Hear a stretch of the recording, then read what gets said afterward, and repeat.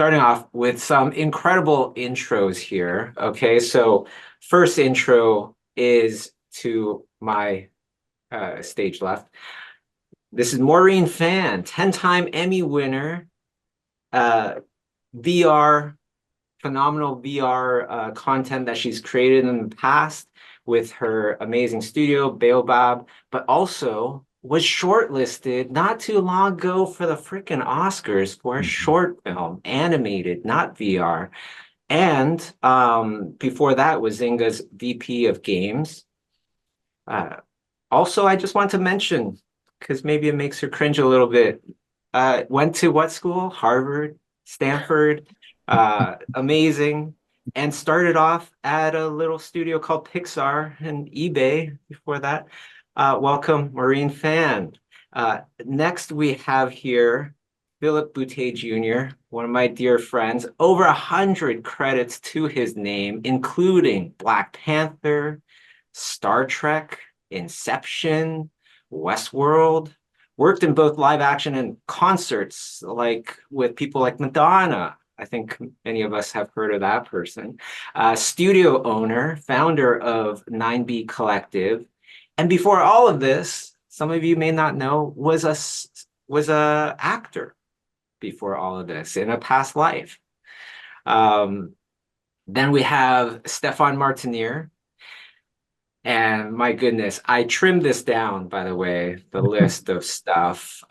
Movie concept artist on such things as Guardians of the Galaxy, Tron Legacy, Star Trek, Star Wars, Avengers 2, The Fifth Element. I gotta throw that in because that's one of my favorites. Way back first one. Games such as Rage, Mist 5, uh, URU games like Ages Beyond Mist, The Path of the Shell, TV series like Foundation, I absolutely love, music videos like Coldplay, editorial, commercial, book covers, theme parks like the Avatar theme parks we're just talking about at Disney, at the Disney theme parks, and little known fact, also worked on such animations as Hey Arnold, Inspector Gadget, Mask, Heathcliff, the Oh, real Ghostbusters. oh Holy boy. smokes. Um, and I've done a bunch of things as well. I started off in toy design. Then I started a studio called Imaginism Studios almost 20 years ago now, 19 years ago. Uh, did video games with studios such as Maxis, EA, Riot Games, Blizzard, animation. My last animated project was on the Super Mario Brothers movie.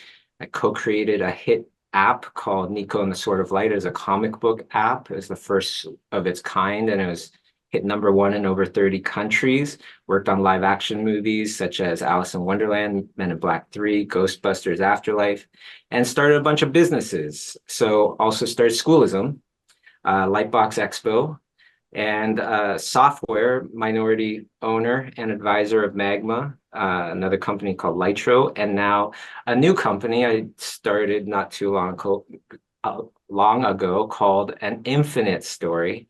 Um, yeah, and there you go. So, oh my goodness, Mhm. this is very much an interactive thing. Feel free to ask questions. There is actually a Q&A button that you can ask questions, or you can raise your hand and we'll pass you the mic. You can talk with our guests here. Um, I want to start off with a very simple question. Okay, we could go one by one. Um, Anything that I might have missed in those intros that you want to mention and maybe even expand on? Starting off with Phil. I think now what probably one of the big notable things for me is I've been a professional freelance artist for 17 years now. And I just made a jump to I am a costume designer now at Skydance Animation. So I've switched industries to a degree again, within the same, realm of what I do. But I've continued to kind of like try to be in a position to kind of carve paths and try something different. So that's probably one of the only things that I would say is like that's where I currently am. And animation, before Skydance, did you work on animation? No, I did not. I've done a couple of things. I worked on Trolls for DreamWorks, but it was a early version when they had costumes. Where it was So live action with animation? yes, completely. So this is like a new foray for me, but still within the realm of what I normally do, which is drawing costumes, which I'm enjoying. It's just learning how to, I guess, make the costume more of an animated kind of thing, as opposed to I'm used to dressing real bodies with real problems. So it's a fun challenge for sure. Fantastic. Yeah. Stefan, was there anything I might have missed that, we should bring up? Yeah, actually, not really, but it's of big, big importance. But before I even started my career in animation, I was offered a career in comic books, and I had a contract with Heavy Metal to do my first comics. And I thought, because I grew up wanting to be a comic book artist, I always thought I would become a comic book artist. So I had no idea what was going to happen to me. And so I got that contract, and then I get hired by that company who sent me in Japan to work on Inspector Gadget. And that was the start of the animation career. But before that, it was really about comic books. So the only thing that's notable is when I was in animation, I was trained as an animator. So I did some animation briefly, but I quickly moved on to, from concept and storyboarding to do some directions. So I was a director for animation for many years before I got tired of it and moved on to theme park, and the rest, you've already mentioned that. So I have a myth I want to kind of confirm with you since I have you here. One of my favorite story people is Ronnie Del Carmen, co-director of Inside Out, as well as worked on 1 billion Pixar films, is absolutely incredible. What I heard was, if it wasn't for you, he wouldn't have gotten into animation or something like that. Well, he keeps telling me that all the time when we meet each other, because he's a good friend. And yes, I hired him when I was directing Where's Waldo for DIC in Los Angeles. But honestly, he was already ready when he got on my team. Actually, I was the lucky one to have him on my team as one of the best, if not the best storyboard artist on that team. So there was no doubt in my mind that I was just there, and I was kind of a launching platform, but really, it's like he had the talents. He would have gotten there either way. But that's how we started. That's how we became friends, working on the same project. And after that, the rest is history. His career. So, I didn't have to do a lot of push for that. All right, fantastic. Well, Maureen, what did I miss? Any little interesting bits and pieces?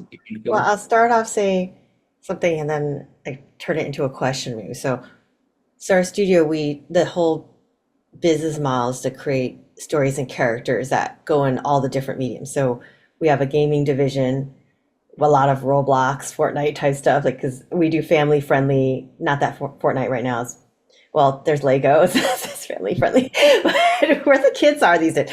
And then we have the film TV division and we have publishing. So it's interesting going back and forth between all the different mediums and the creative mind that's needed for all the different ones. I don't feel like there's been a lot of conflict. From books, graphic novels, and film TV, it was actually not that difficult of a transition. But for the last 9 years of our existence, it has been very difficult merging together, having the creative people on both the game side and the film TV side be able to work together, because ultimately we're trying to create interactive narrative.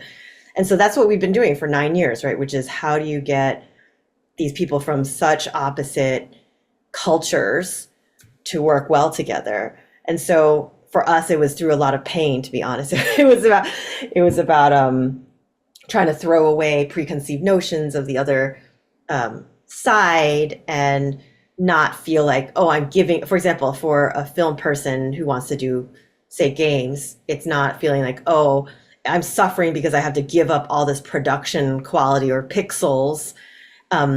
It's in order to compromise to be able to get interactivity, we need to bring in people who are like, I'm so excited that this interactivity is so cool. And yeah, I'm going to lose some fidelity, but I'm so excited about that interactivity, right? So you can't have people who are just like, feel like they're compromising too much. So I'm just curious for you all, the three of you are just these annoying people who are good at everything creatively. So how do you, because it's been difficult, how do you so easily be able to switch between mediums when you're thinking about one versus the, are you all like it's totally the same, or do you have to change the way you're thinking when you're designing for each medium?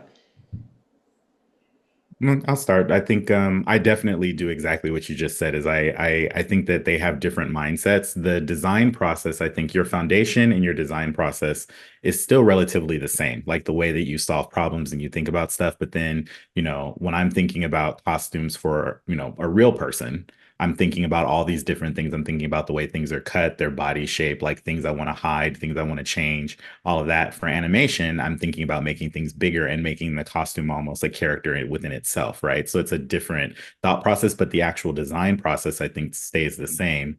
And then I think across all the different mediums, I mean, video games, another one. Like when I think about video game design, especially when it pertains to costume, there's a few more rules that I can break, right? Like I can have weapons everywhere. Like, I don't have to worry about where they are and all the placement and how they're going to, what's going to happen with stunts and stuff like that. So I think that it's the mindset's different, but the end result is somewhat similar. And then I just try to section out my day in terms of like knocking out little bits and pieces of each thing that I'm working on, because I think it does get a little overwhelming. I talk to Bobby about this often, just like how to time manage my day, because it is a lot to kind of switch. Yeah, time management is terrible. Yeah, it's the worst. I think one thing that really helps to be able to go to these different art different art lanes or whatever is like the foundations, right? Like when every amazing artist that you see is always like stressing foundational skills, structure, lighting, those kind of things. It's like those things are what helps us be able to go from animated stuff to a live action project to whatever else. Yeah. Right. Yeah. The person that has done probably the most variety is Stephan, I would say, because he's also done, book illustrations and everything else. Yeah. To me, it's interesting because, yeah, you're right. The foundation has to be there from the start. But, it's like you could look at it like an athlete. In order to choose what you're going to be competing, you need to be in shape. If you're not in shape to start with, forget it. So that's your foundation right there. When your body is ready, okay, then what am I going to do? I'm going to swim, I'm going to do this, So each discipline then has its own things, its own rules, its own way of working, So I've learned, for example, when I started doing comic books, about the storytelling, you're doing it in a very specific way to be able to tell a story in a format that's very specific, that is going to be looked at, frame by frame and as a whole page, as a whole thing. So you're thinking, in a direction. You apply the skills that you have for that. When I went to animation, it's a completely different thing because now you have to animate. And you have a free camera to disposal. You don't pick one key frame that represents that particular moment that you choose. You are now telling a story that's linear, and so now you move around your character. And then it becomes even more complicated based on the technology that you're applying to that, whether it's, a basic, simple technology, I would say kind of like 6 frame seconds Japanese styles versus Disney, and now 3D, which has even more requirements and opportunities with the camera motions that you didn't have, in 2D. So you can adapt yourself to how it works for each industry. So the trick really is to, as an artist with having all these skills, is to understand what is required in each of these industries.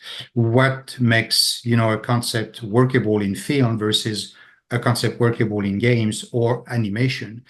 And the skill might be the same, and not always too, but there are requirements for production purposes for solving specific problems that are specific to one industry that might not exist on the other one, like you mentioned about, costume design, that you have to learn. And so it's a matter of, jumping in, learning the rules of what applies to that particular field.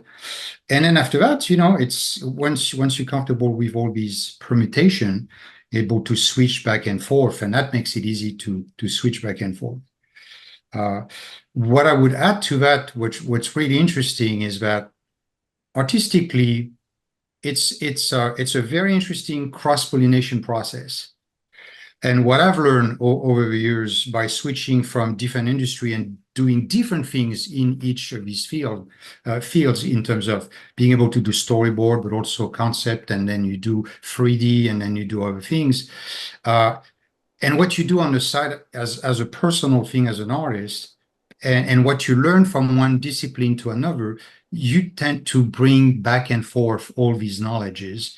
And it always tends to complement and enhance what you do each time. So it's like a snowball effect, which is great, because I didn't know that until you started. But when I started in the game industry, which is a great example, actually, because the game industry was nowhere where I had already a very established career as a concept artist in film, theme parks, and animation before the game industry exploded, when they were starting to look like people like me who had experience and skills that did not exist before in the game industry. And the fact that I had that experience helped me get in that industry because it was in need, because it didn't have it. So it's a plus to have all these things that you learn from different disciplines, because they always at some point will help you make a transition. And if you're there at the right time, that's perfect, because now you really are relevant and you become in demand in an industry that is looking, and so the thing is always to be kind of, be there when something new happens. And if it's not there, try to kind of project what could be the next thing that you could be doing based on the new trends and stuff, to be ready to make these jump and switch. One of the most common questions I got asked at Lightbox is like, how do I know what I want to do? Where do I start, kind of thing? And I was like, just start, because I started in layouts. I didn't, learn enough where you can get a crappy job. And then you can decide if you want to keep going. Because I feel like nowadays, maybe it's the culture, maybe it's social media or something, everybody wants everything right away, right? Especially the younger generation, they just see so many successful young people and things like that. A lot of them are fake because it's just social media, right? Showing a good face, but it gets people to like try something for 2 weeks and go, it's not me. And then they try something else. It's like, no, stick to it until you're good enough to get a low-level job, and then decide if you want to keep pursuing it. Because if you do decide to leave, like I was doing backgrounds for a show called Rescue Heroes many moons ago. And, it was a crappy job. And then I got that and I decided I don't want to do that, right? But at least I was a lot better at backgrounds because I got to that level, right? I want to ask Maureen a question here, because, Maureen, you've gone from so many different things, VR and all these different departments in your studio now, and also games, right?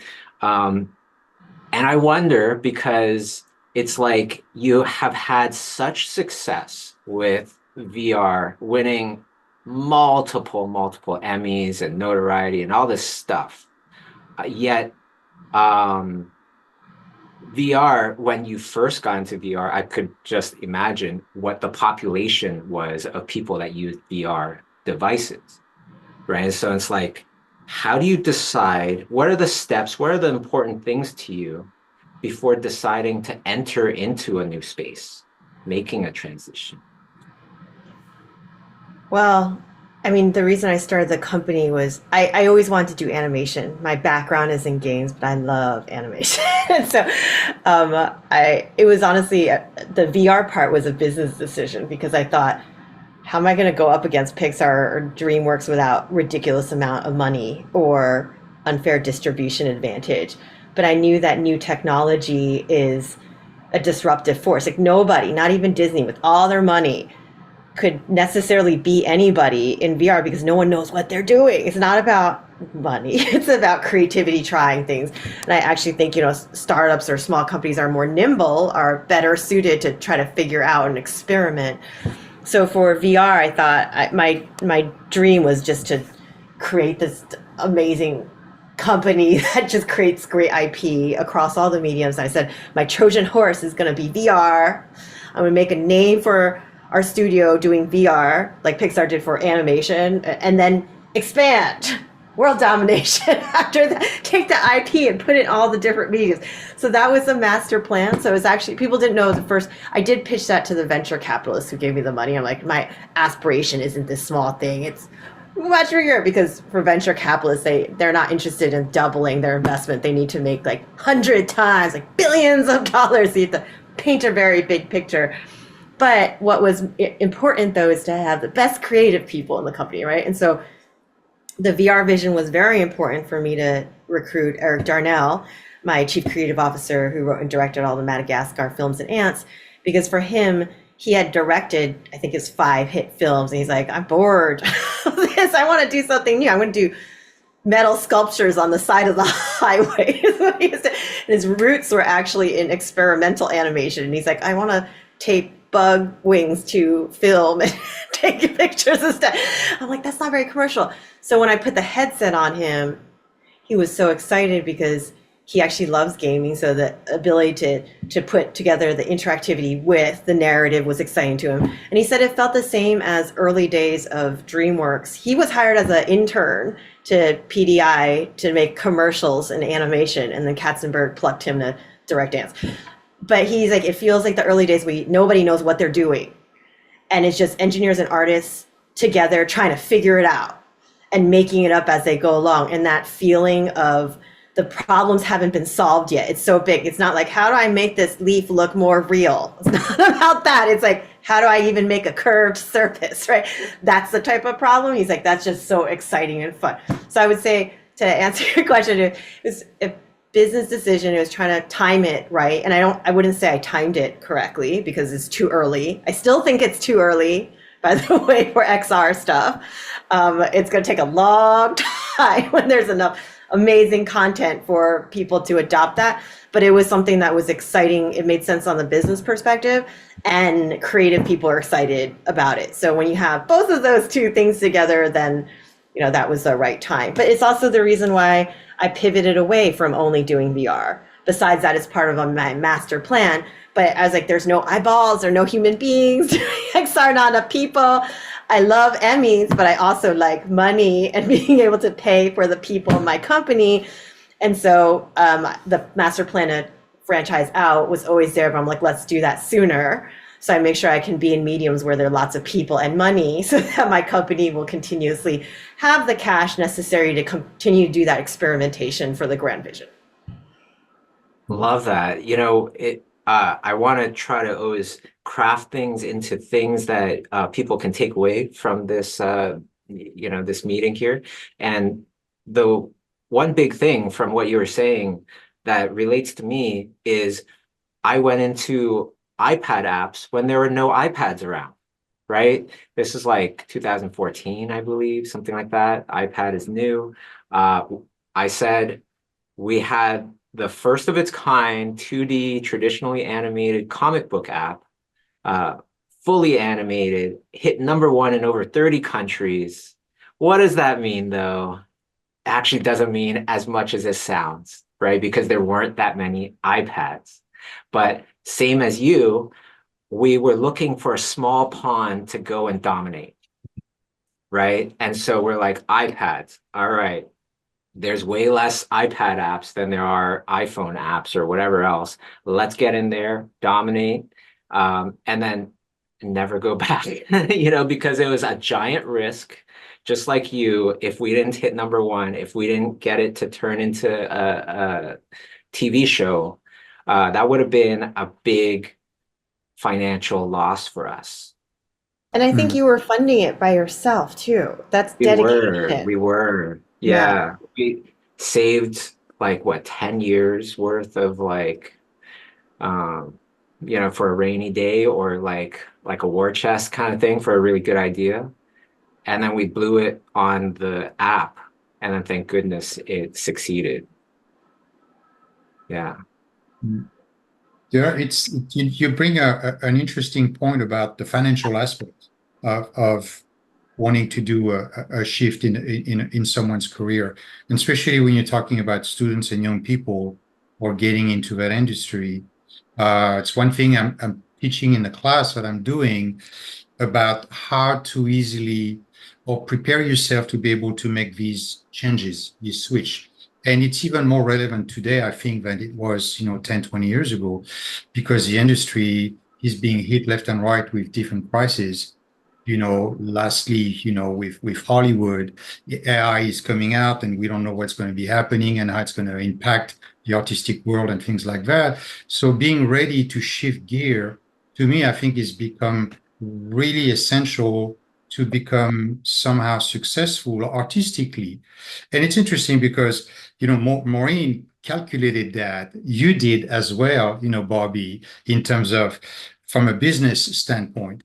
I approached it from a purely artistic standpoint and not necessarily knowing what that would happen, but taught me that when you jump into something new that you don't know, wonderful things can happen. And in my case, I would say Photoshop should completely change my career.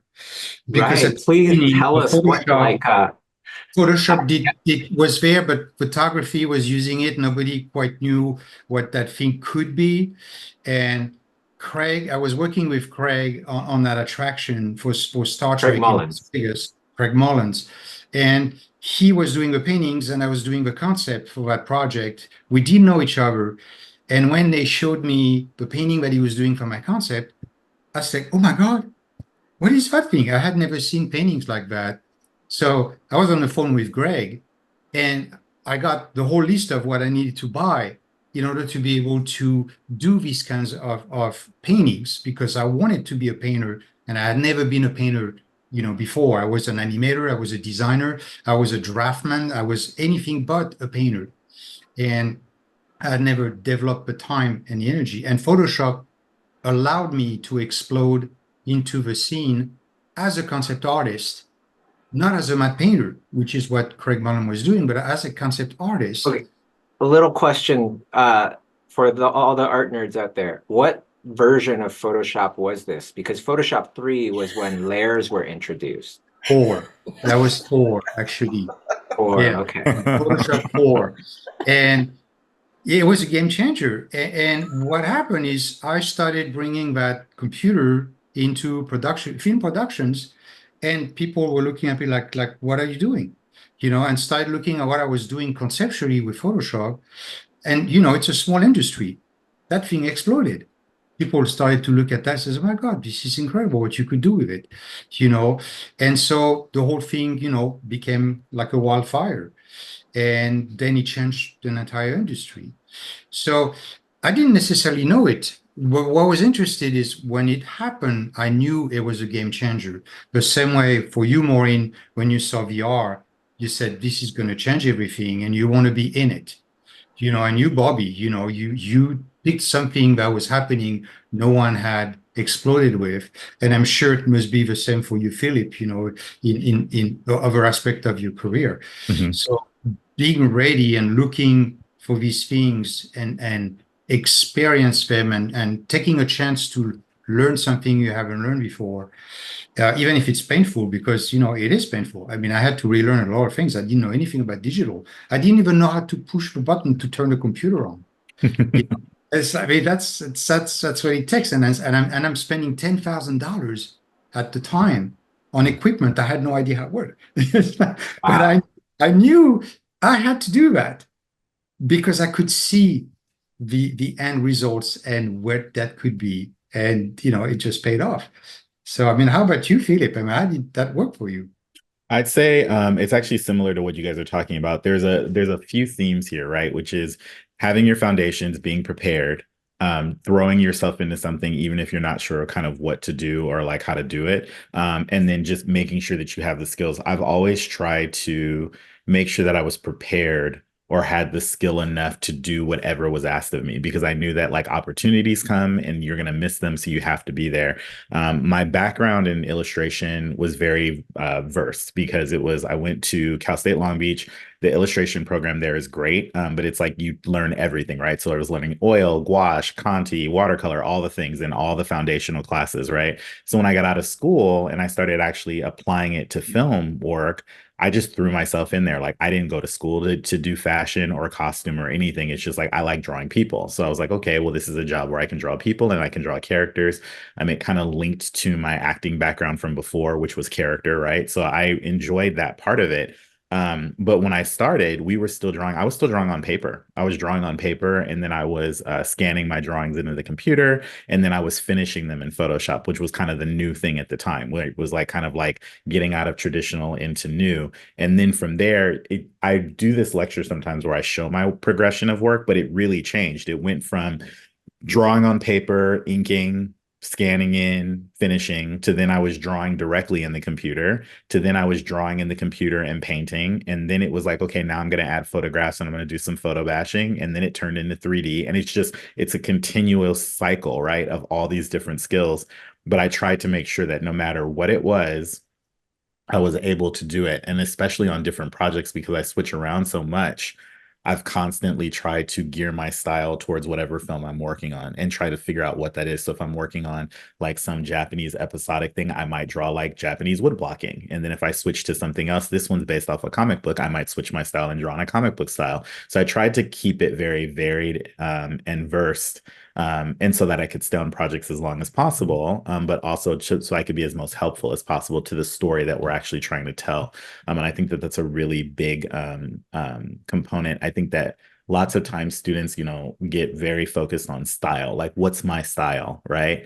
I think that that is something, but you're inherently going to have your style because you are you. You're going to draw the way that you draw, and the way that you solve problems on paper is your style, right? But I also think it's really helpful, especially in a production type, industry, to be able to switch those styles or to figure out how to fit into that production in the most creative way possible. So that's kind of been something that I think that has helped me, at least in terms of kind of managing those things. And then when you start adding in other stuff, like when you start adding in the finances and things like that, those are things that you learn over time. But it's like, how do you present yourself? How do you talk to people? How do you negotiate for things? Like all of those things, they're things that you kind of have to like be versed at. But also, I think that one of the things that Maureen said that I actually really like is that she kind of just was like, she had this vision and she threw herself into it. And then she's just like, I have to execute this somehow, right? I think that being actionable is probably the biggest thing that you can do as an artist or a business owner or whatever it is, meaning that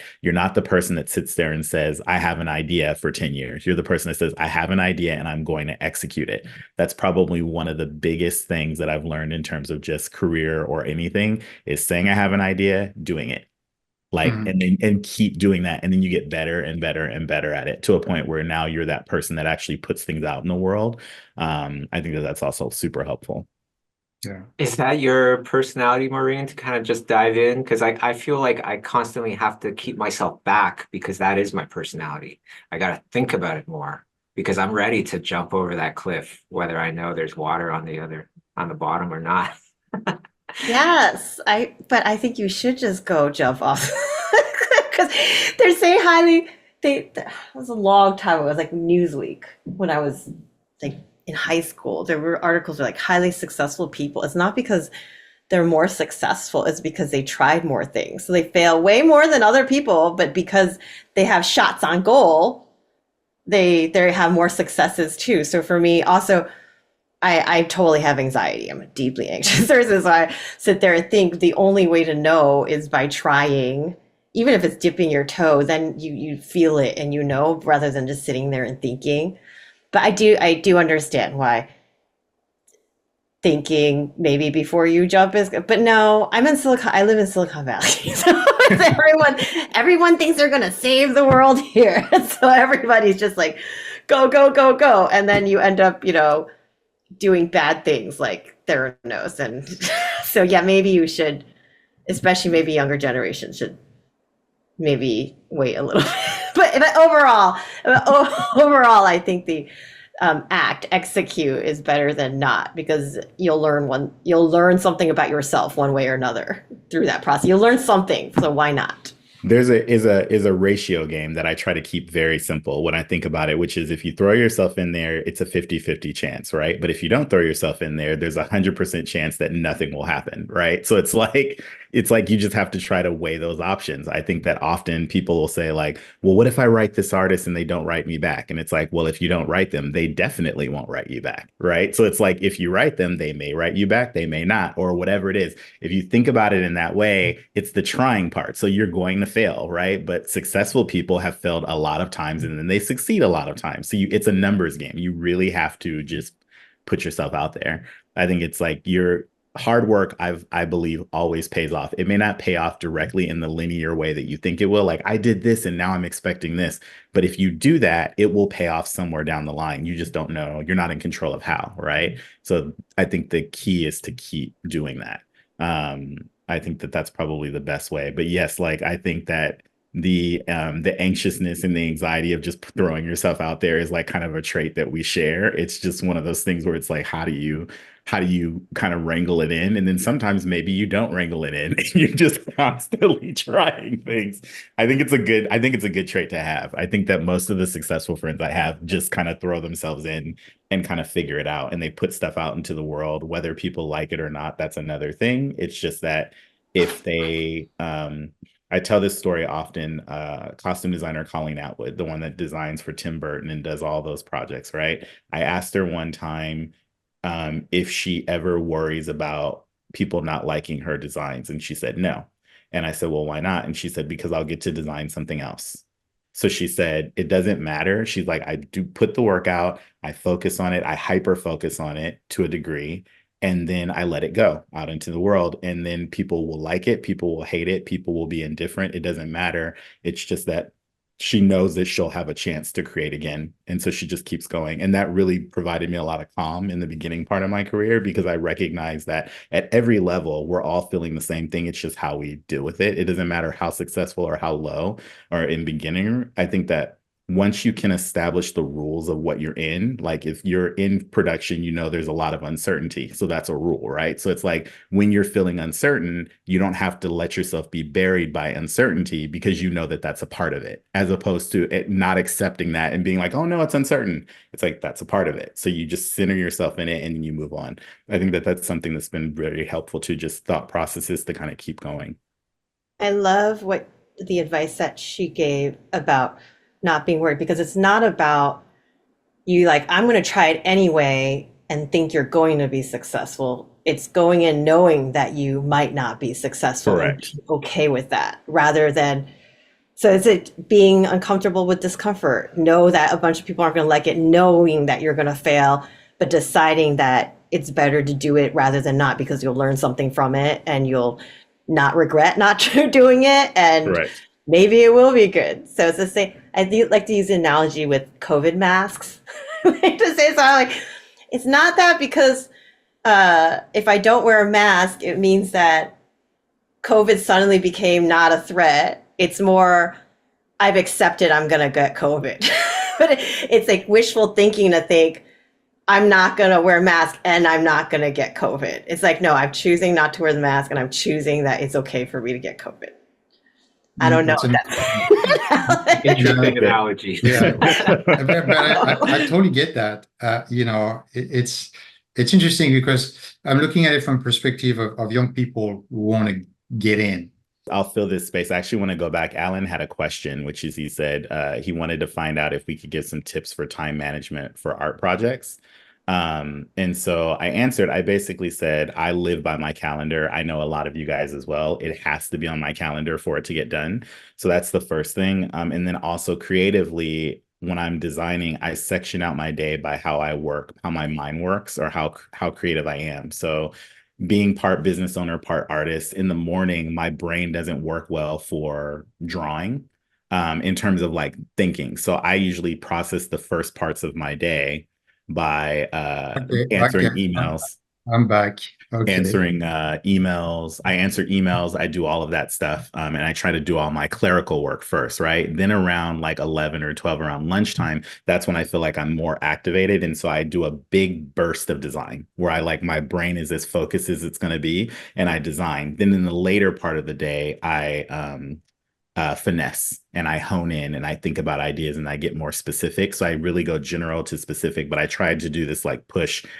This was advice that was given to me by both two really great concept artists, Keith Christensen and Konstantin Sakaris, which is they get up in the morning and their brain is very focused on design early. So, you know, from 8 a.m. to noon, they are designing. Like it's full design mode. It's not about, you know, what do you call it? Like it's not about rendering and trying to be perfect. It's about design. It's head studies, shape studies, body studies, you know, design, costume, all that stuff.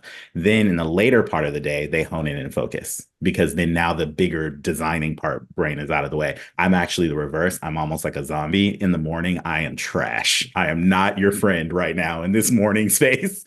My brain activates later in the day. So I switched it around for myself and I do all my business stuff at the beginning part of the day. So I hope that helps answer your question in terms of how to give yourself time management. Plan for business stuff, plan for work stuff, plan for personal time. I put all of those things on my calendar, all of it. Workout, walks, you know, vacation, whatever it is, it needs to be somewhere where you can see it. I plan for spontaneity. How about that Correct. That's exactly right? it. Because I get so much into routine, I'll put in Saturday, like be spontaneous. And I'll keep thinking about how can I be spontaneous on Saturday?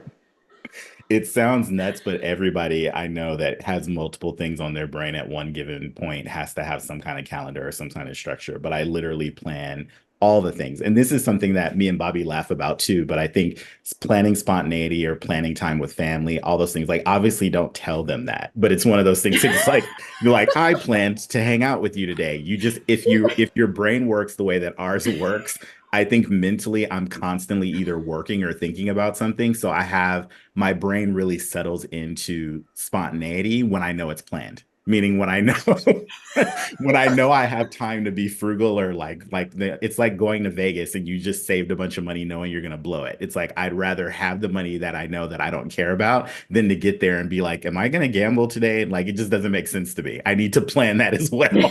So, I hope that helps.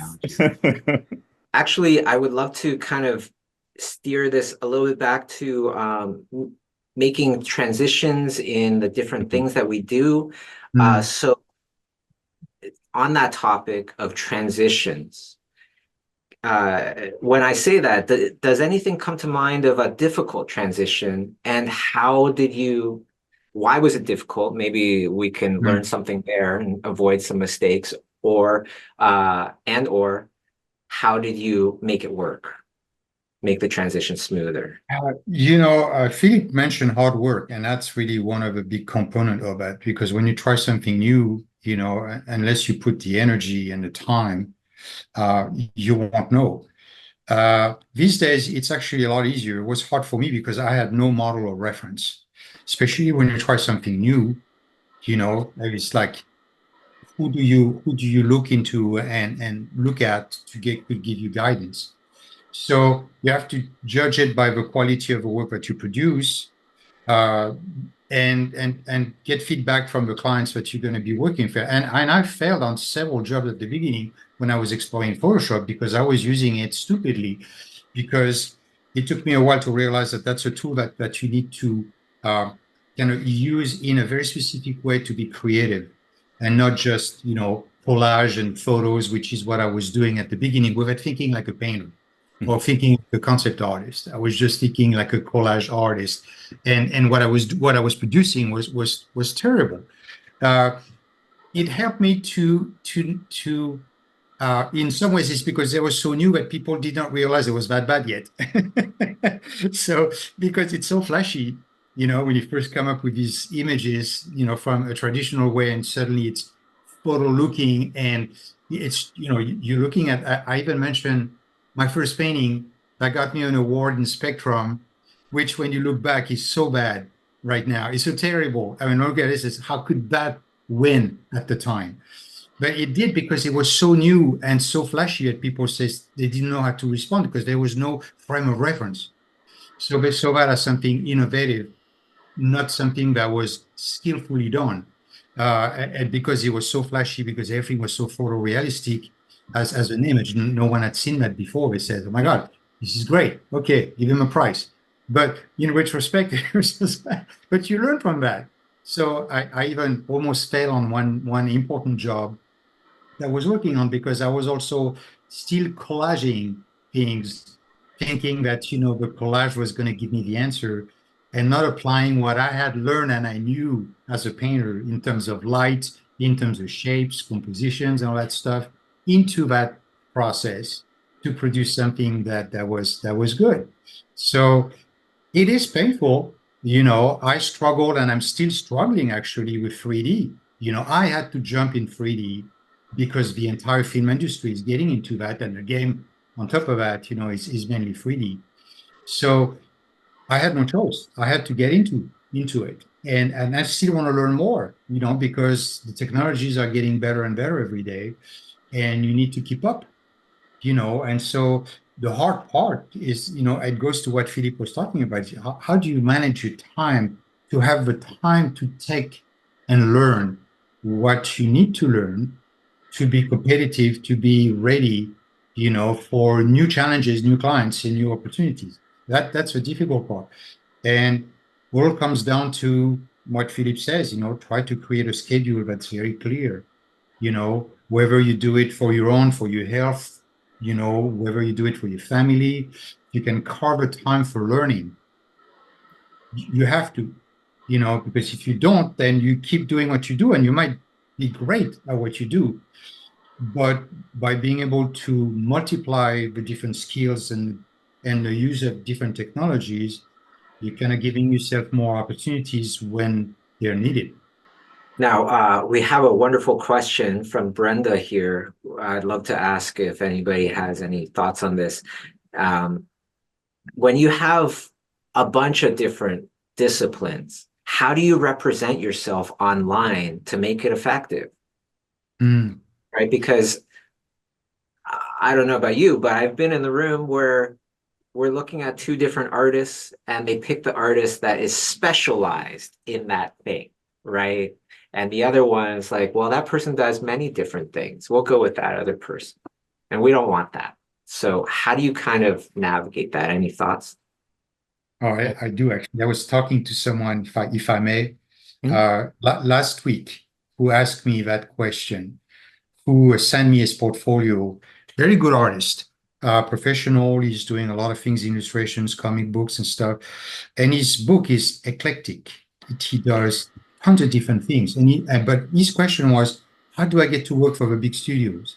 And the big studio meaning Disney, Pixar's animation, And I had to tell him, you need to, if you're that eclectic, because that's what you're going after, and you want to be ready doing different styles, which I always, push students to do, be ready, explore in different things. You need to also be good at every single one of these things because you're going to be competing with one person who only does one thing extremely good. And it's going to come down to what you're telling Bobby is between two people, the one who specializes, who knows how to do that to the T, and the one who is very eclectic and could do many, many different things. And which one do you hire? And it's a question of what is the production looking for at that time that will help them decide, well, we need that specifically, and that guy has done it much more, than this guy here, so I can rely on that guy to give me what I'm looking for.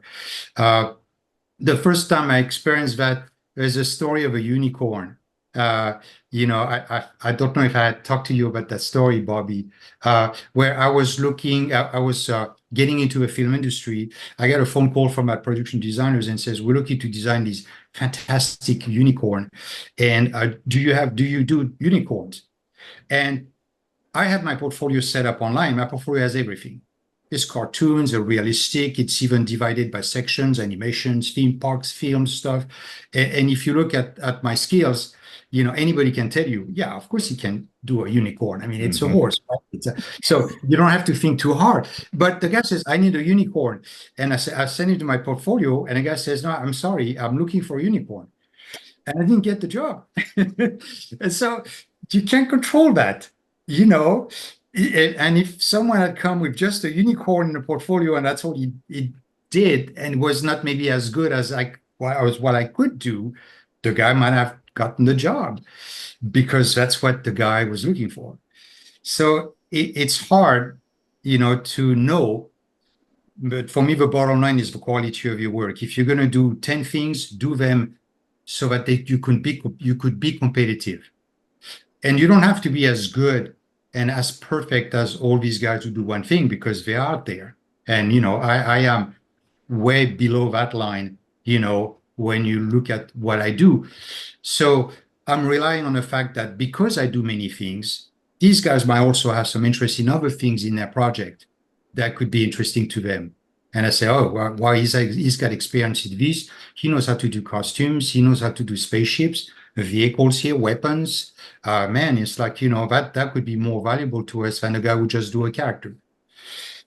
You don't know until you try, but that's kind of like the process, I go with, and I encourage, students to apply to their skills. You have to section out your website or I think you have to look at your portfolio like it's telling a story. So think about it like almost like, I think people have trouble sometimes self-editing. I look at portfolios a lot.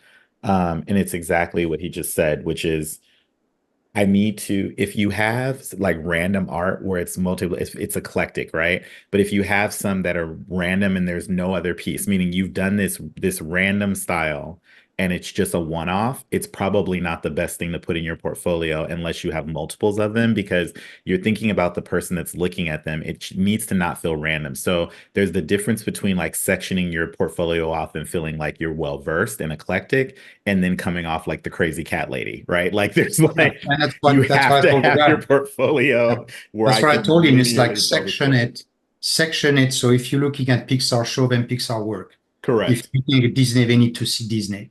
You Correct. need to know your clients and know what they're looking for to show that that's what they're looking for. Because, and I also say sometimes, an art director is going to be looking at 10, 20 portfolios a day, if not even more. And they're going to only give you, a few minutes because it's all going to be on table. It used to be that way when they look at stuff and then during lunchtime on top of that, because they're so busy. So if they don't catch the thing right away about what they're looking for, then Correct. it's a missed opportunity.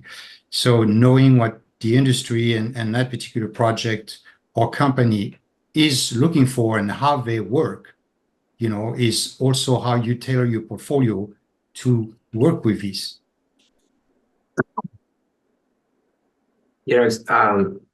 Something else that I want to just add on top, and I agree with everything that everybody's saying, is like I found that there are jacks of all trades and master of all, out there. There's very few, but there are. And generally it's like you don't want to be a jack of all trades when your talent is very low, right? You want to concentrate on one thing so that you can get above average on that one thing. And because if you're only concentrating on one thing, then you will get there faster.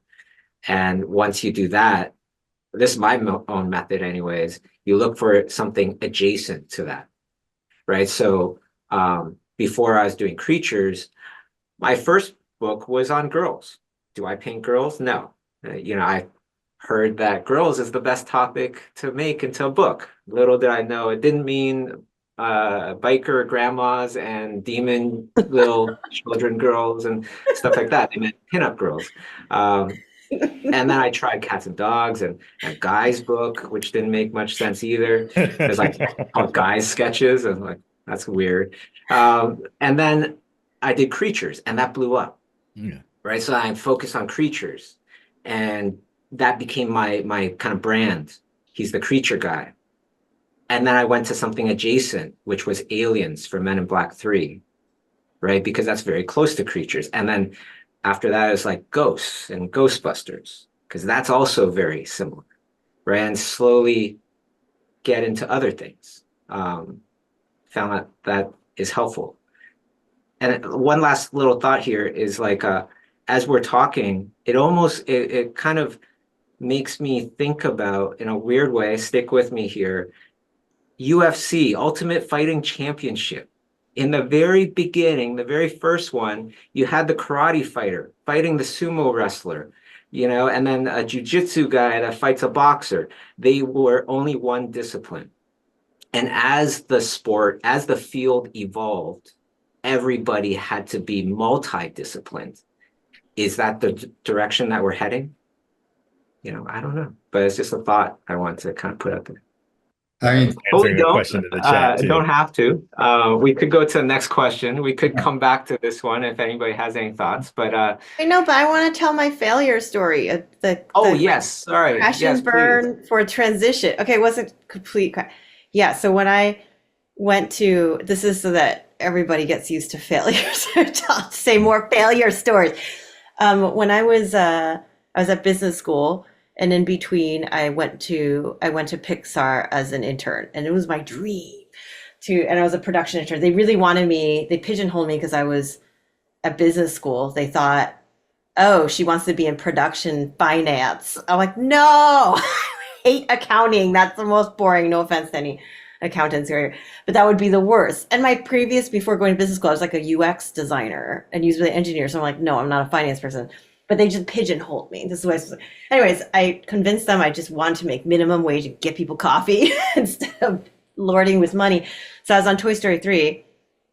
And because the culture I was from was startup Silicon Valley, which was eBay, I thought, okay, I'm going to go there and take initiative and make myself indispensable, because they always said for production, make yourself indispensable. But this is where Bobby's advice would have probably been better to maybe wait and think and observe the politics before being like, I can do it better. And because that's not what they want out of Pixar or Disney. It was very stratified. Your production intern is like the lowest of the low. Then it's production assistant, then coordinator, then department manager, then production manager, then associate producer, then producer. And you're supposed to stay in that role for at least one film. And it takes like 5 years to make a film, right? So if you do the math, you're supposed to pay your dues and act like you have no ambition. And that's why they always say they hate hiring production staff from fancy schools like Stanford, because they're like, you're all entitled. You think you should be doing a job 5 levels above. We just want you to not complain and just do this job and be really happy just doing that job. And back then I was so pissed about that. And now I'm like, I get it, because when I'm looking for someone, I'm like, I don't want to hire the entitled kid anymore. But what I should have done was just sat back and listened and observed that political culture dynamic before jumping in, because what ended up happening, my boss, she was amazing. Tashana Landre, she produced Lava, and she was a production manager. I think, was it on Coco? No, that was David Park. I can't remember, but she's amazing. But she was newer, and so she designed this internship for me. But she let me take laptops into meetings and take notes. That was a big no-no, because you're not allowed to take laptops into meetings and take notes at Pixar until you're coordinator level. So I wasn't even a PA. First of all, I think this is ridiculous. I'm sorry. Like, why can I take notes on laptops? But because it's so like, everyone's like, this is my position. Don't mess with my position. People start talking about it, like, oh my gosh, Maureen was taking notes. She was the lowest of the low as a production intern. So like, oh, she's so ambitious. She's just trying to climb the ladder. Like, I'm just trying to take notes. But that just shows you that you should really, and then in my final review at the end of the summer, I loved it so much. It was like she should observe politics better. And I was like, at the time I was super pissed off about it. But looking back, but that at the same time taught me that that is not the right culture for me, because I can't pretend to be someone I'm not. And if I'm a person who likes to take initiative, and if I see something I could do it better, I want to try to make it better, that's the way I am. But I can't be that person there. So I realized at that point, I wasn't going to go back there. So it's kind of like a advice to do that, but at the same time, be authentic to yourself at the same time. Yeah, I always did not like the whole idea of do your time. You got to do your time. Man, I remember when I was about to graduate and everything, and I was like, I think I want to start my own studio. And everybody, I remember one student going, if you plan on doing that, you should read this book. And it's like, How to Paint. I was like, you right? And then a teacher was like, no, you shouldn't do that. That's a really bad idea. You should go to a studio, work there for at least 10 years before thinking about starting your own studio. I was like, but then 10 years ago, there was no computer animation. So if I had spent 10 years learning stuff that wasn't computer animation, how's that better than trying to dive into computer animation now, start a studio, and try to figure things out, right? Wouldn't I learn more? Well, and he was like, no, you should, go to the studio. And I was like, whatever, I don't believe you. What you're more talking about, Bobby, is carving paths. Oh, go ahead. Sorry. No, it's okay. It's okay. I was kind of listening to that, and it says, yeah, you always get different opinions from different people. Correct. At the end of the day, you got to go with your instinct. It's that reminds me when I was listening to Maureen. When I got into the book cover industry, I came from a film background, so book covers. I did that almost like the last thing in my career. And I wanted to do it because I always enjoyed, buying sci-fi fantasy books because of their covers. So, I thought, it'd be fun to do that. But when I got into that whole industry, the trend was to do these covers with characters like movie posters. The character is the hero. The background doesn't exist. It's all about the writer's name, big, and then a figure. And so I thought, this is what I had to do. So model my skills to what the industry is doing. And I didn't go anywhere. And then so I'm thinking, well, I'm going to try to do what I do. And I'm going to try to bring what I do in film and what I've done before into the book cover industry. So I introduced these book covers that were all about environment. So the whole environment is the story. The character is small in there. So it's a whole big tapestry where you want the viewer to kind of dive in and look at a whole big epic scene. And it took 5 years for me to realize the impact that it had, because until the book is out, you don't know how people respond to that. So I was not getting any phone calls for any kind of jobs. But then when the book started to hit the shelves, I started receiving phone calls. And people were asking me exactly that. They says, well, we want that stuff. We saw that book cover. We've never seen anything like it. This is new. This is great. I mean, the whole idea of depicting a book, with one entire scene. There was only one guy at the time that I remember was Michael Whelan. But he was a traditional painter. I was bringing digital into the book cover industry with a film kind of vision to it. And I didn't understand why that whole thing took off like a wildfire. And someone pointed out to me one day, says, because it had never been done, because this is you. You're introducing a new voice into a medium where people have been doing it so like this for so many years. And suddenly they're seeing an opportunity for some. And it was crazy because I could not even think why it did not happen even before. Because when you think of cross-pollination between all these fields, that the movie industry had not picked up on book covers and book covers had not picked up on the film and how they do things, that tells you a lot, that there was really a disconnect between all these different industries. And so, like Maureen says, you stay true to yourself to try to do what you think might have a chance to succeed, and sometimes it does succeed, and that was a good lesson actually. Something I want to add to this really quickly, because all three of you have said it now in your own way, which is this panel is about moving through different industries, but I think one of the key traits that we all have here is carving paths. And I think that that's something that you need to really stop to recognize, that everybody in their own way on this panel has carved paths, meaning that I'm the quickest person. If someone says, don't do that, they'll be like, what are you doing? And I'm like, that. I'm never going to listen to you telling me I can't do something or telling me how it's always been done. That's the perfect opportunity to activate my brain to say, I'm going to carve a path and do something like that. I'm going to make sure that there's a way for other people to follow the same way. I think that when you're trying to move forward, the best thing you can do is follow your instinct, right? Follow your instinct and say, I think this needs to be here, or this change needs to happen.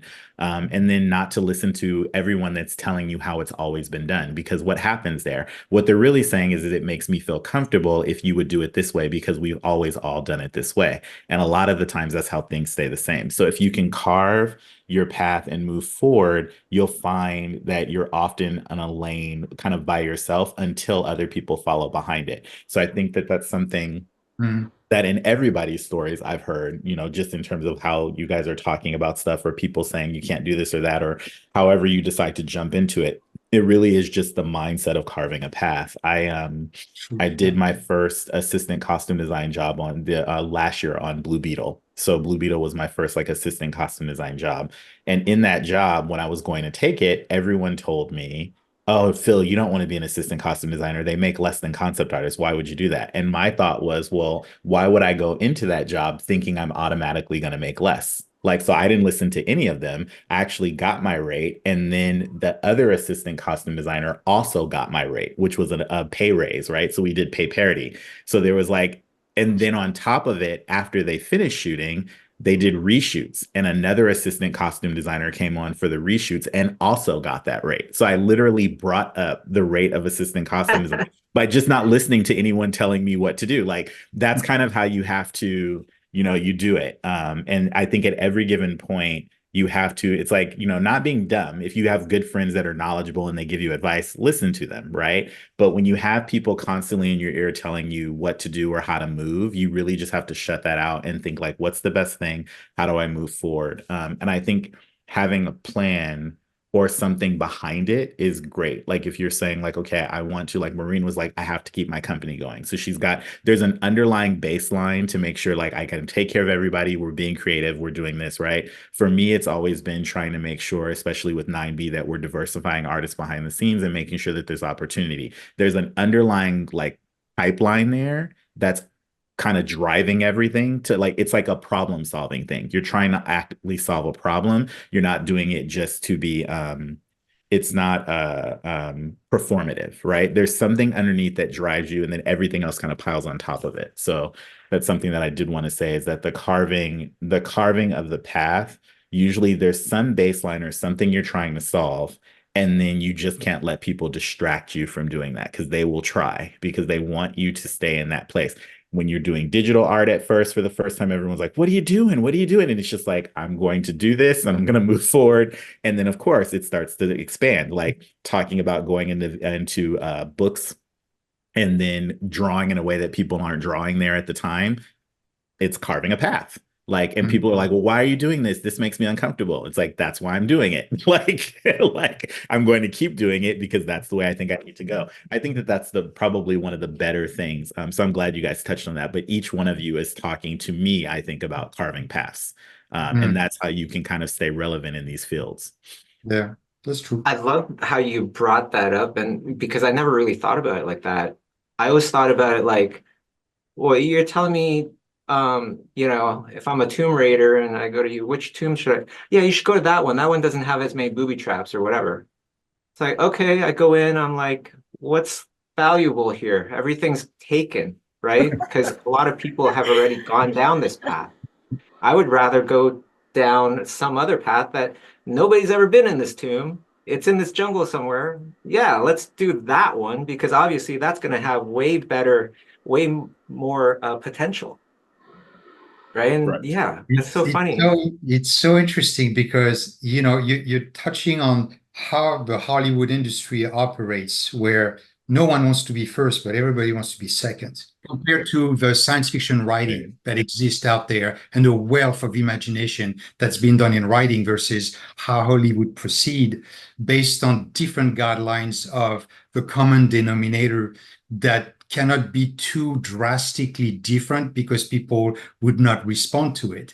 And you see that trend, in a lot of things, in fashion design, automotive and stuff, when you see what the concept of one thing can be, but it only stays a concept because when it gets to the consumer, it's always a toned down version of it because they're always thinking of a big market and a common denominator of what's going to make it viable financially. So you're always constantly fighting between these two currents. What is what it is that I do that could be radical, and what is what I know how to do that is going to give me that baseline. And so balancing the both, I think, is really the tricky part of it, to kind of know that you want to push the envelope and you want to break things. But at the same time, you cannot just be doing that all the time because, you have to also cover a path that has more necessities, financials, and you need to establish, something that's consistent to allow you to take more chances, like Maureen did, the baseline. I need to make my company workable, profitable. I need to pay my guys. And then I can also take some chances, but you need to have that balance between the two. Yeah. Yeah, something and stick with me here. So I read this study about squirrels, right? And it's like the squirrel sees something shiny and new that the scientists put out there, but it has to get out into the open to get it, right? And so they observe the squirrel and it sees something new, comes out, comes a little closer, freaks out, and runs back in. And it comes out again because it's still new and shiny, gets a little closer, goes back in. Sometimes they never actually get to the thing, right? And they just kind of were too scared and they go away. It's kind of like new ideas when you bring them to Hollywood. They all want something new and shiny in the beginning. They get too close, it goes down the line, they get scared, and they run back in the forest. I have to tell you that I have to tell this story, Bobby. So exactly what you're saying, which has been one of the more frustrating parts about being a creative in Hollywood. And I know all of you will have a story like this.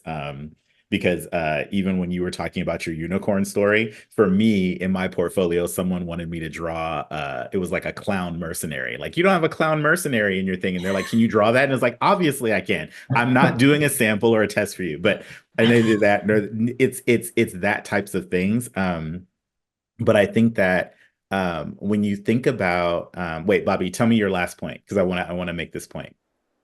Tell me what Shiny object, risk averse. Hollywood wants shiny I new was things. that's it. Well, I was pitching an idea. I had to think about it. I talked to a creative I had found in Africa. There's this like underground subculture called spinning, and it's really cool. So you guys should all look it up. It's these kids.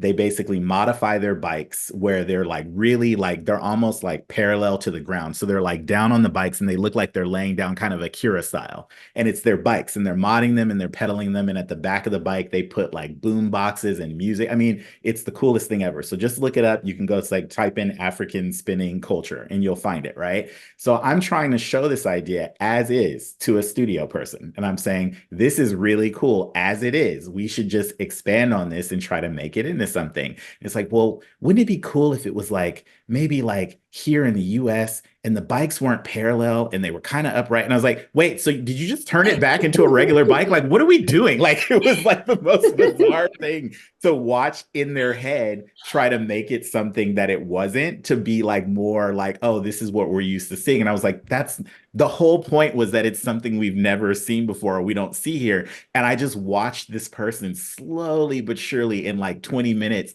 turn that thing back into a person riding a bike, a regular bike.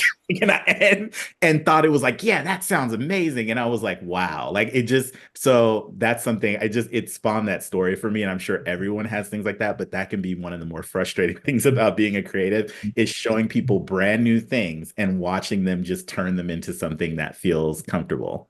Or I have a little tip for that, actually. It's like you try to bring it back to something a bit more boring and plain, Mhm.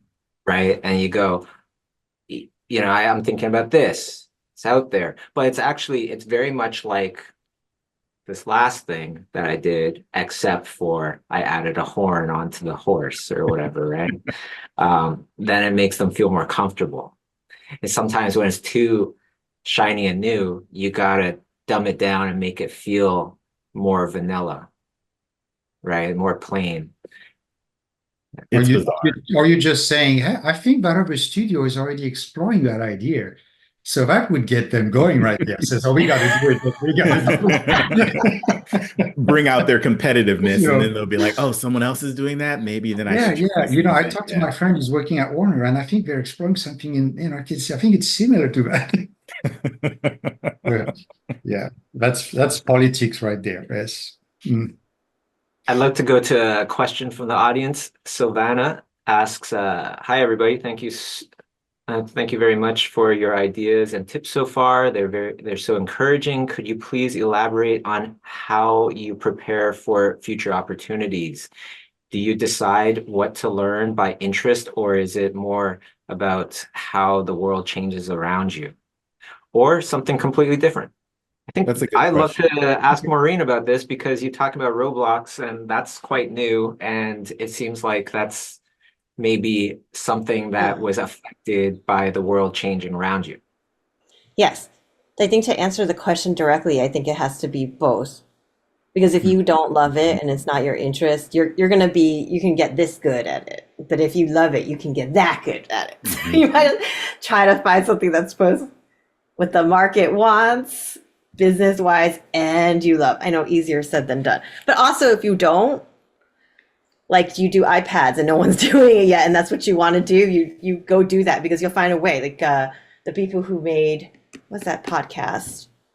I forget, remember. Like when podcasts were no longer a thing, and then he's just like, I really love podcasts. You can just make it into a thing again. So don't be deterred either by, oh, it's not the market trend. But for us as a business, yeah, for Roblox and Fortnite, we see that gaming last year was a crap year for games. Everyone thinks like it's funny because Hollywood's all like, games, but it's really it's because they're like, okay, we're done mining comics. Let's spit that out. No one wants that. Okay, what's a new place for IP? And they used to not think we're cool in games. They used to be like, oh, poo-pooing us and YouTube. And now they're like, oh, I can mine. I can mine for the IP. It's not because they actually like the IP or like games. Sorry, I'm using we terms. I'm both. But in that, overall, the game industry revenues last year have only increased slightly, but the cost has increased significantly. So it's money losing overall. And it shouldn't have been that because we had lots of sequels coming out. There was a new hardware cycle. There were all these adaptations of or movie adaptations of games. It should have been really good. So they're like, what's going on? The only thing that was growing is Roblox and Fortnite. So for me, I'm doing family friendly, which means it has to be okay for kids. Where are the kids? They're on Roblox and Fortnite. And so for me, if I'm going to make something, I just want to be where they are. And in fact, I think they probably spend more time playing Roblox and Fortnite than they do watching TV. So for me, like, I'm going to create this IP on Roblox. And then I'm going to go show all the TV people the number of hours that they've played on my Roblox game is even greater than the total number of minutes I would make you for a TV show.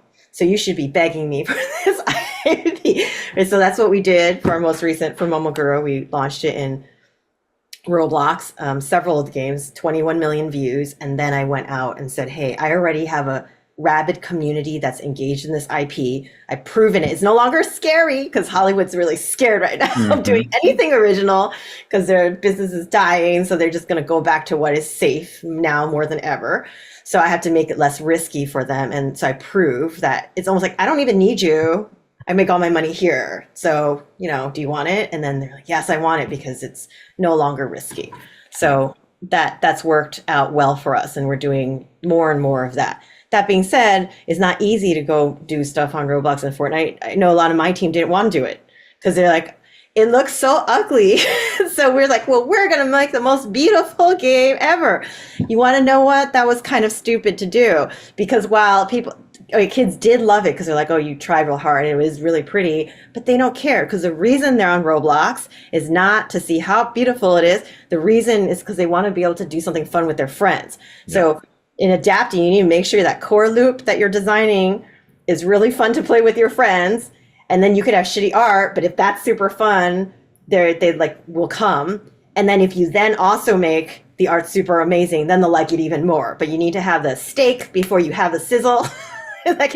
So that was a interesting lesson for us. And same with Fortnite. If you want to make money, by the way, right now, you need to do guns. I just want to mention, like, you're going into a small pond in terms of great art, right? Roblox, you can go in there, you can dominate with your amazing team of artists that already know how to paint and draw phenomenally better than 99.9% of all the other artists that are working on Roblox content, right?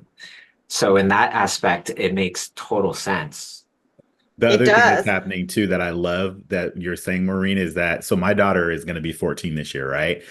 Those two games specifically tie together, meaning that before Fortnite, she was completely into Roblox, and now she's completely in Fortnite. So her formative years were spent doing primarily Roblox for fun, talking to her friends, having something to do, being creative, building their houses or whatever. And now she's transitioned into Fortnite, which is like what they're wearing, the characters, their mods, all that stuff, right? So it's interesting because those two games specifically that you're working on, I've seen the correlation, how the kids, especially around in my area, they go from that game to the next. Like it's literally a big part of that bracket. Which is why they hate each other, those two companies. It's fascinating because it's like considered Roblox owns all the kids and they want to go into older. And then the older Fortnite tends to be slightly older, wants to be able to go younger. So it's like, why they're doing Legos and Mario Kart and all the other stuff. But both of them is the ability to play synchronously with your friends. Correct. And we were very humbled. Like, yeah, it doesn't matter how great our art is. We're humbled. Like, so now we always partner with Roblox developers because I'm not a kid. I don't understand their mind as well as they do. And so for me to work with those, I bring them into the company rather than like, I know better. I bring in people who know what they're doing and we do it together, and then I'm learning, right? Continuously learning. But it's like very important to get humbled. But you either go in already super open-minded or you're humbled. Yeah. Now, just to bring it back to the question about preparing for future opportunities, right? That was one of the big parts of Silvana's question. I don't know if you guys do this, but like, so every decade, just like all the other decades, has its kind of identity, right? And before that next decade starts, I start to think heavily about what this coming decade is going to be about. And then I prepare for those opportunities, right? So for example, when I was starting off, it was around 2000, whatever. And at that time, it was this big retrospective on where we've been, what we've done as a race, as a human race, right? And it was the most flashbacks, the most especially fashion, like how many decades of fashion came back during that time. It was tremendous, right? So any remake that was being done, I was getting prepared for that. I would jump on that, right? And then the next decade was about superheroes. Why? Because we got into the social media age where any would-be superhero of yours would be poked full of holes. You would see Justin Bieber farting somewhere, somebody's going to upload it.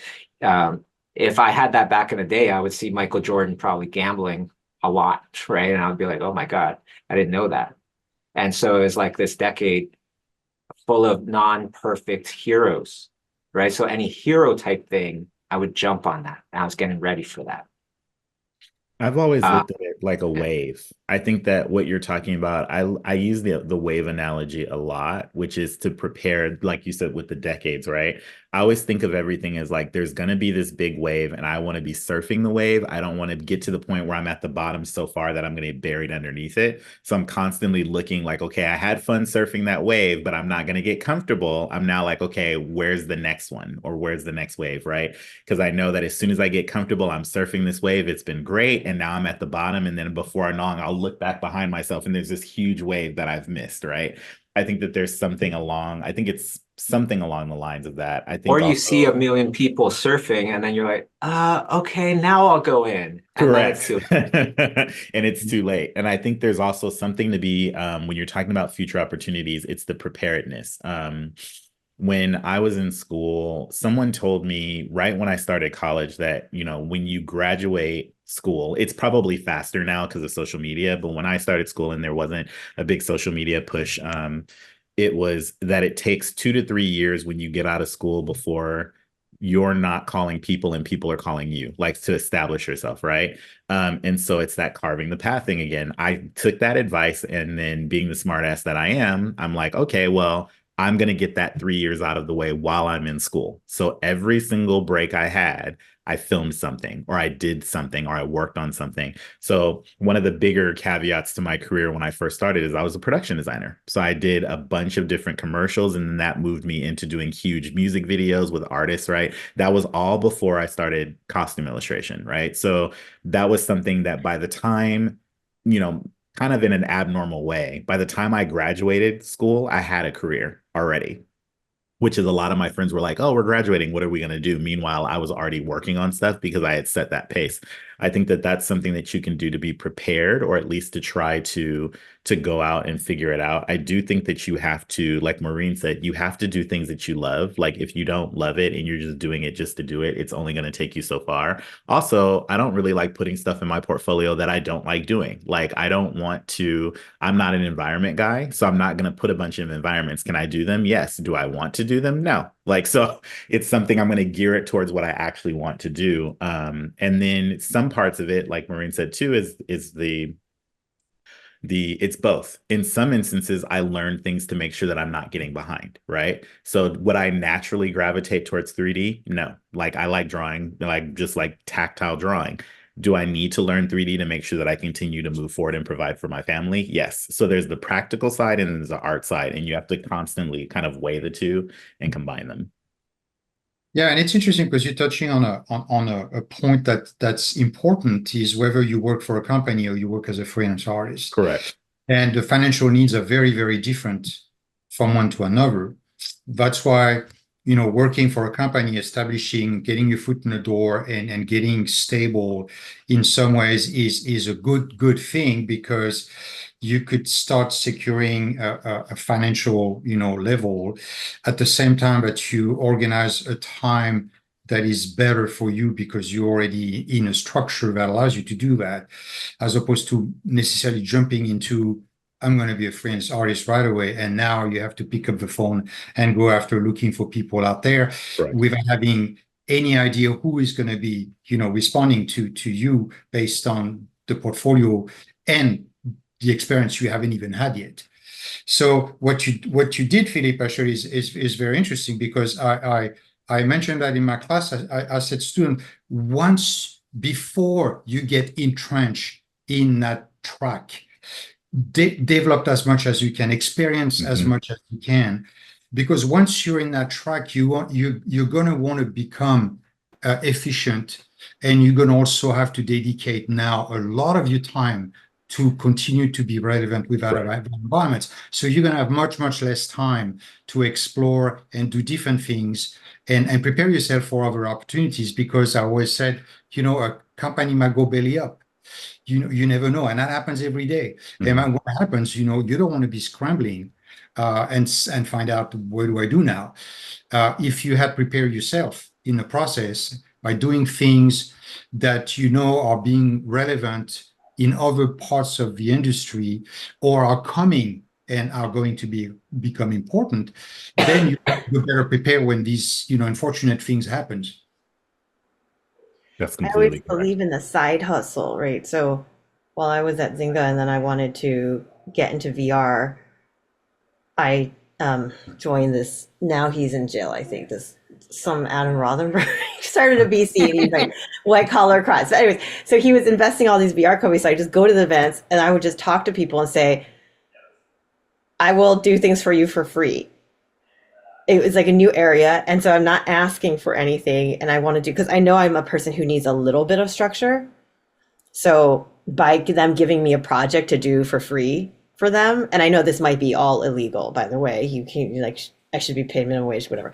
But I would say, hey, I will help you with my business brain if you give me a project, and so I will do this thing useful for you for free, and in the meantime, I get to observe your process and I get to learn it. So there's never been a time ever in my entire life that I haven't had my main job and my side hustle on the side. And the side hustle was always to learn, but not in a like a, oh, this is just fun. Sometimes I also have the fun things, but for me, it's like I want to learn, like super learn, and I'm not going to do it a little bit. I'm going to go hard until I'm going to learn everything about it and dominate and be super awesome in that too. So, but I feel it's always, when people are looking for opportunities, I just always go the free route.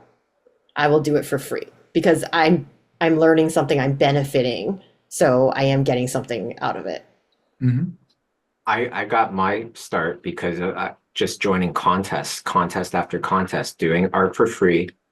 And then I got good enough to win a bunch of these contests. And that's how I, got that first foot in the door. Mm-hmm. That's also, I think I should bring that up too. For me running 9B, all three of our co-founders, both me, Mike, and Aldis, all have our steady job. We have whatever job we're doing, and we run 9B.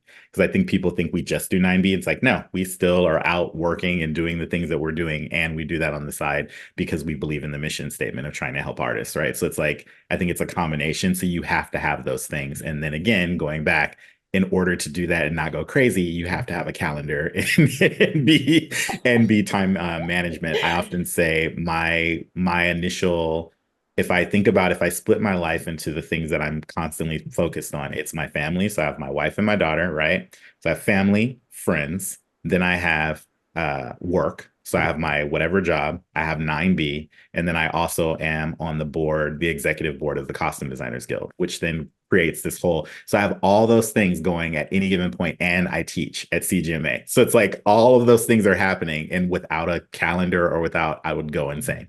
I would literally go insane. I feel like we're both always like asking each other, how are you doing How all are you that doing stuff? this? How are you doing all this? I don't- You need an assistant, Philip. Do you have an assistant?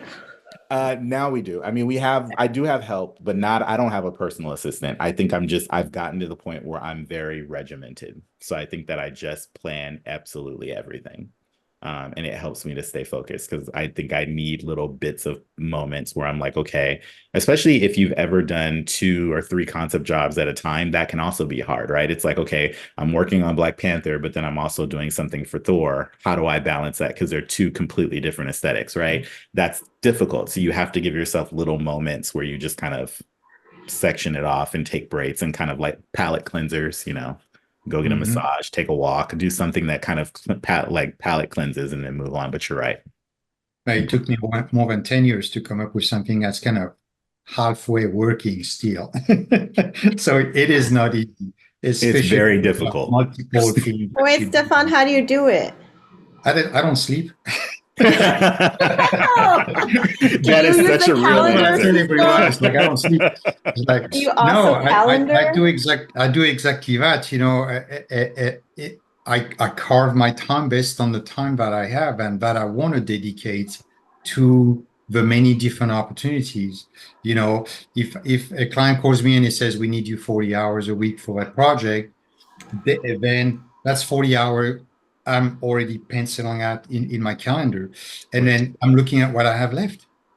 And what I have left is several things. It's like Philippe is saying, I want to have time to do errands. I want time to relax. I want a time with my wife, and I want a time. And then what's left after that, which is important, is what I have left for another client.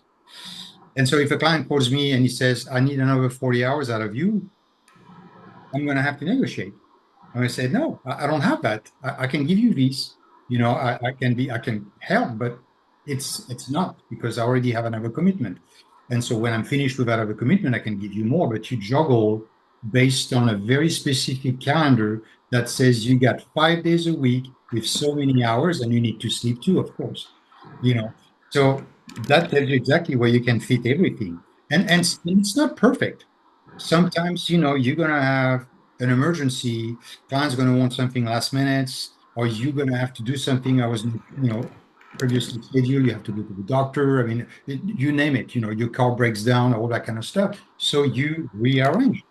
When that happens, it's okay, shoot, I missed now 4 hours out of that. I'm gonna put them back, and because you need to rebalance everything. So you renegotiate with everything on that calendar, to make sure that everything kind of works, correctly. And that's not easy. That's never easy. Yeah. And with that being said, I want to kind of caution, especially the people that are just starting in the industry. There's many things that are super important, but just like that, I forget which book this is from, but somebody could put in the chat if they realize.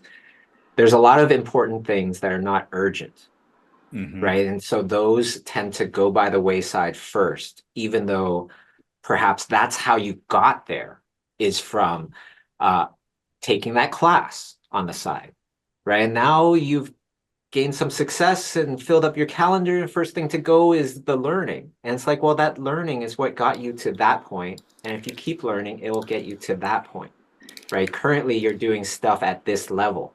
And to get to this level, you got to do stuff at that level, or learn to do stuff at that level, right? You can't really show stuff at the mid level to get the upper level jobs. Stephan didn't use Inspector Gadget to get on to Avengers. In other words, I assume, maybe I'm wrong. If I had known. You use Inspector Gadget to get onto everything because it's that was my calling card. Here's Inspector Gadget. Oh my God, you need to hire that guy. He's gonna do spaceships and superhero, no problem. I wish that was easy. Yeah, no, it doesn't We work. have a couple really great questions. I'd love to kind of end off the conversation with these. The first one, or the second one, is going to be about the trends that we predict are happening now or going to happen. So definitely stick around for that one. We're going to go first to Abby's question. Abby says, thank you so much for this webinar. Very helpful and encouraging voices on these topics. Going back on creating or doing projects that are risky and never been done before. What advice do you have in how to do it anyways, especially if you want to fund it on your own? Bobby, you take this first. That's for you, Maureen, more than me. Yeah. No, that's Bobby. You talk about your I'll have a near-death short experience. I'll have a short answer, very simple tip. What I do, the most important thing, two things. One is, if everything totally failed, where would my life be and how do I get back? Right? Because that is going to be very important. If you end up homeless, you may want to reconsider taking that gamble, right? If you're going to be eating ramen for a couple months, take the gamble. Why not? If the potential is enough, if you still have a home. And the other thing is, I take the time to imagine the thing as worse as I can, as bad as I can, as difficult as I can, because that's my personality. I could take that. Okay. So it depends on your personality. And I try to imagine it far worse than it ends up being, because difficulty is also just relative, right? If you go and climb Mount Everest, you are planning on just surviving with your life almost, I would assume. Instead of so if you're picturing climbing Mount Everest and you go to the gym, it's going to be easy. If you think about going to the gym and you try to climb Mount Everest, it's going to be a nightmare. There you go. Yeah. The question is, how do you prepare for the risky thing, or how do you go about it? Sorry. Yes. How do you prepare about creating or doing projects that are risky, never been done before, especially if you have to fund it yourself? Well, I didn't fund by myself. I know you did, Bobby, but for me, I did. I started off funding myself. And then I started getting people just really excited about it, so they would do it for free. And then once it got to the point where it's like so much that it should be paid, I said, I'm going to be raising money, so I'll give you money later, or I can give it to you now out of my own personal checkbook. And they would almost always say, I believe in this, and I would wait. So that's how we started our company. And then I did everything as cheaply as humanly possible. Like we squatted on the Stanford campus, the Graduate School of Business, around the cafeteria. Those rooms are not locked and they're air conditioned. So we just pretended like we're students. And in my mind, we felt zero guilt because I thought, you owe me. I paid you so much money to go to school here as an undergrad. So do things as cheaply as possible. But if you're trying to convince someone to give you money, then you want to make it seem both as sexy as possible, but also as safe as possible. So you're like, oh, there's this problem in the world. Don't you agree this is a problem? And you like, your entire story is about how it's such a big problem. Don't you agree that there's a big need in the world for this thing, this hole? Well, what I'm pitching you fills that hole exactly. And then you appeal to the like huge wonder, like, oh my gosh, so amazing. It's just pitching. And then you then go into like, this is who I am. This is why you should believe in me. So you've already gotten them excited about your vision. And then you're like, this is why you trust me to be the one to do it. And then I go into the logistics. This is how I'm going to do it. Here's my detailed spreadsheet plan, which they're not going to really look at and understand, but they're like, oh yeah, she did the work and check. And then at the end, I leave them with, for people that are giving money, they're ultimately driven oftentimes by greed. So I end them with something like super greed. And it could make you so much more in possibilities. So go through like this story, and that's how you get the money to then do your thing. But I would set aside how much money you are willing, but do not just keep on funneling that cash. You need boundaries of how much money you are willing to put in, because otherwise it's slippery. So it's very clear when something's going to be a hit, and it's very clear when something's a massive failure. The problem is when it's in between, your ability to walk away and not be like, oh, let me just try a little more and put more money into it. It's very hard for any creative person to do. Mm-hmm. So you just need to make sure you create very clear guardrails for you. Like, I'm willing to lose this much and not more than this much. I'm going to recall you guys to, if you're not funding things or if you're not getting funding, use Jim Henson as a reference. If you go back and look at the way Jim Henson started things, he was doing commercials and directing and doing all these things. But it was a bunch of like-minded people. He got a group of people together, like friends, his friends. They all supported each other. So they were like, okay, Susan's got an idea. We're all going to use all of our talents to help Susan get her idea off the ground.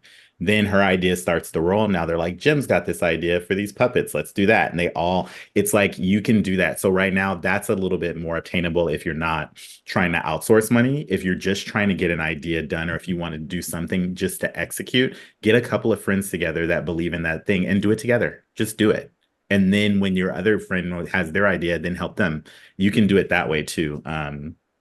I think I just wanted to kind of point that out because there's two different ways. You can either bring in the capital, or you can just execute an idea. And also, don't make that idea precious. I think that's a clear way to stop your idea too, is to think, I have this big idea and it must start out big. Like, I've got this idea for this thing. It's going to be this huge movie. Well, maybe it's a stage play first. Like, maybe it's smaller and you can execute it and then it grows into that thing. So my problem is, I'm always starting off with a simple idea, and then it mutates into a huge idea. Yeah, that's easy to go that way. Yeah. All right, last question here. This one is from Anonymous, and they say, speaking about seeing those waves and trends and what's coming up, how do you pick up on that? I feel like sometimes it's so subtle that by the time you notice it, you've already missed the start. How do you develop a perception for seeing these changes? And I'll just add to that saying, what changes do you see coming up or that we're in right now? Well, yeah, well, for me, I would say the research is very important. It's part of a learning process. Yeah. So as a concept artist and as an artist, especially, with the industry and the field, that I'm in, being very, eclectic, you have to research all the time, and there's tons, and with the internet right now, I mean, it's like, it's all out there. I mean, I didn't have a chance when I was growing up because all I had was libraries, and libraries, that's very limiting. But now with the internet, you search, you can find anything. And so you have to look at the big things. What defines trends in our life today? And so look at commercials, look at what's being done on TV. That tells you, where the thinking is. Look at fashion designs, automotive designs. Look at architecture. Look at what is dictating certain tendencies. Look at social media. Look at what people are doing right now, what are playing, what they're listening in terms of music, all that kind of stuff. And spend some time listening, looking, to get an idea about what is happening, and to give you a sense about where it's going. And for me as a concept artist, I focus my research based on trends that applies to my discipline. So I would not necessarily looking at the financial trends in Hollywoods, and all these kinds of stuff. I'm looking at the visual that has an impact on my work and my industry. What I see happening right now, big time, and it's a very, very interesting animal, is everything happening with AI and where it's going. How frightening it is, because what it's doing, but how you can see that happening in a beneficial way that could enhance and create a whole new type of industry that could be beneficial, for the art industry and concept artists. I'm actually even much more interested in the video aspect of AI than I am in the image aspect of it, because I'm a storyteller, and coming from animation, I had tons of projects all the time about creating my own shorts. And creating your own film or your own little projects, it's money, it's time, and it's also a big team. It's like you can't realize something, if you don't have a certain number of people. What AI could be bringing to the table is minimize, the workload, in terms of being able to give you as a creator the tools to do something that's much, much more attainable than it is right now. And so I'm very curious to see where it's going right now. But I think it's going to change. It's going to change an industry. And I think it's going to change it also. Everything visual is going to be affected one way or another. And like everything, there's going to be bad things and good things, and people are going to need to sort it out. There are different levels to find out where it becomes beneficial, from a visual and artistic standpoint. And that's a big kind of question mark right now, but that's where I think the next big thing is happening. He said that well. That's pretty much exactly where that's the next one. So I think that's one that everyone can feel. Everyone can feel those shifts and changes. Everyone can feel how that's going. And so it really is, there's two brains, I think, when it comes to AI, which is we have the ethics of it, right? Which we've talked about and we're actually exploring, and we're going to Capitol Hill and all those things and talking about copyright and all that. There's that fight. But it's not just that fight anymore. There's also the side of it is like, what's it doing to the industry? How's it going to affect art? How's it going to affect storytelling? How's it going to affect the new generation of storytellers? Like, how does it affect our training as artists? Right? Like, there's all of those questions. So I think it's twofold. And it's just kind of balancing your time between the two. But I definitely think that Stephan's right. Like, you have to, it's something that we definitely are seeing, and we're all taking it in, and we're trying to figure out how to navigate that new path, because it's going to carve a completely different path in this industry for sure. It's already doing it. Mm-hmm. Yeah, that's going to tie to what you do, Maureen, in terms of VR. It's going to get into that too, and it could do wondrous stuff, in terms of if being able to apply the tool smartly with the knowledge and all the experience that you bring in using a new tool that is completely unknown right now, but is unavoidable. I mean, the genie is out of the box. How do you now use it? And that's a big question. But I think I think it's an important question. People are already, if you read the GDC State of Gaming Industry I don't remember the exact number. It was something close to half. It's either like right over half or right under half. I don't remember numbers well. But over around half of all, was it 60%?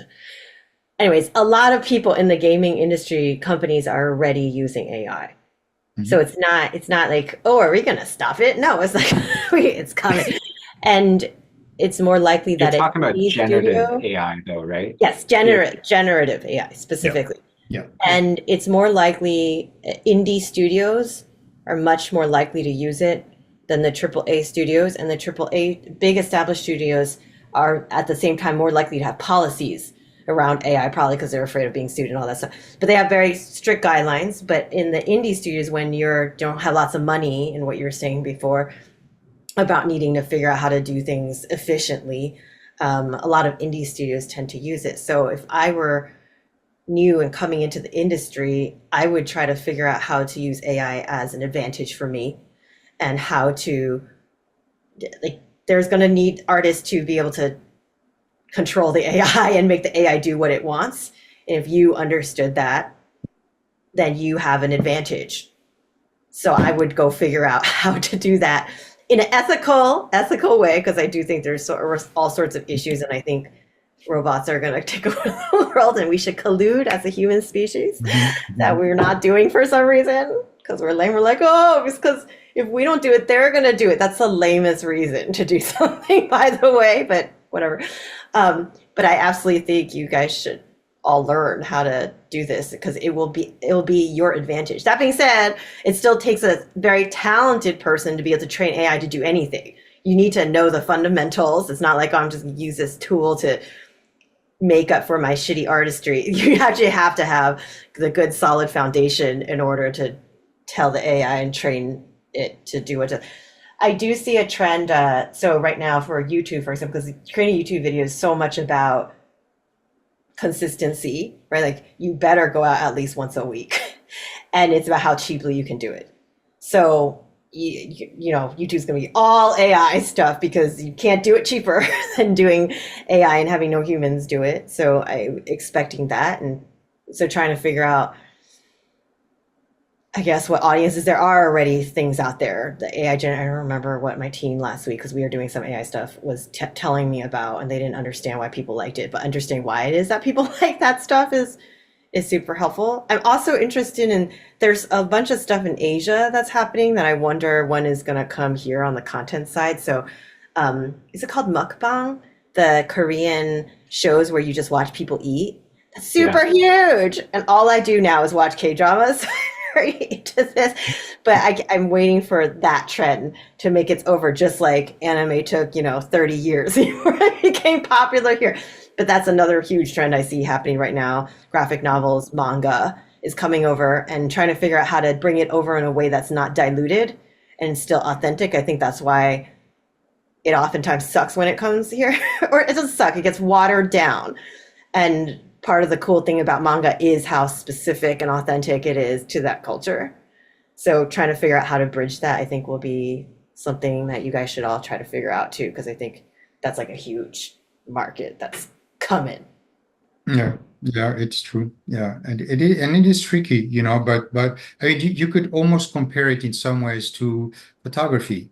When photography happens, and everybody says, okay, this is the death of the artist right now. Why do I want to paint something when I can take a photo? And sure enough, all the artists jump into it and use photography now to get models, so the tool was embraced and changed an industry to create a whole generation of painters that we never had before. And there was not a detriment to a profession. It was an addition to it. Photoshop did in some ways the same thing. At the beginning, everybody was woo and wah and stuff, and then everybody was using it the same way, and it became very homogeneous that you could look at something and say, that's a Photoshop thing.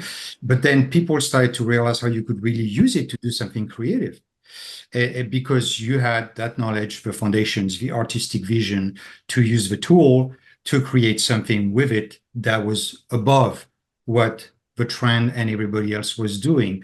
And I think you're going to see the same thing happen with AI. Is like, yes, because there's going to be a trend, there's going to be things that you're going to recognize, and people are going to be, feeling that it's very useful to use because of different reasons, whether they're financial, or others. And then you're going to have a whole generation of artists and visionaries are going to start using that tool in a way that we haven't seen yet. That's going to change, the dynamic of it until it becomes part of everyday thing, where now you could see many things being explored artistically left and right with different technologies, and you have great stuff, and you still have terrible stuff out there, and a lot of terrible stuff out there. So that balance, I think that kind of high and lows out there, and you just have to navigate on the right boat, But anyway. Well, I'm always generally a very positive person, so I'm going to give you my positive spin on the future. First of all, in chaotic times, those are when the most opportunities are, right? Because in great times, nobody's looking for change.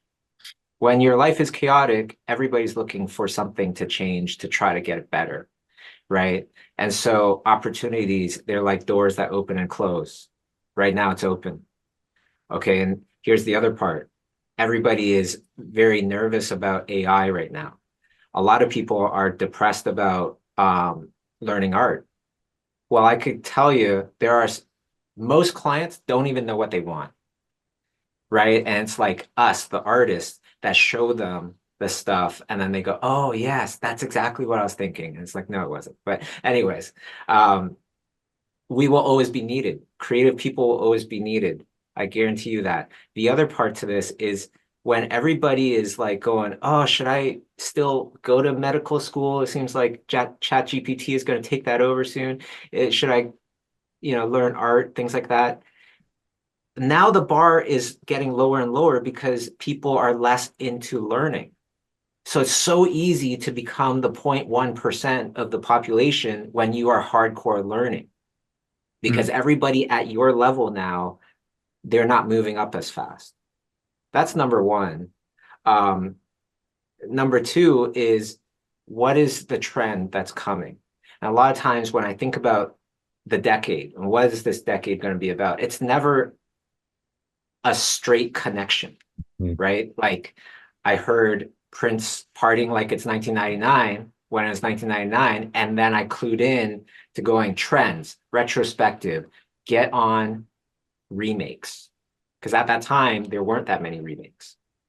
Alice in Wonderland started all those Disney remakes, in a huge way. So I'm sorry and you're welcome, depending on how you feel about it.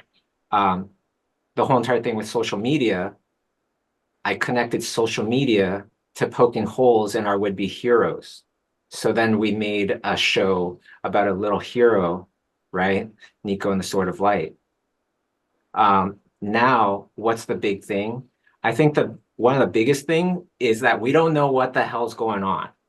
However you want to take that. So mysteries is what I'm into now. I am looking for any opportunity to tell a really great mystery, because I think that is going to be one of the big trends of this decade. And there's still time. It's only 2024. Got 6 more years before it gets a little bit less shiny, right?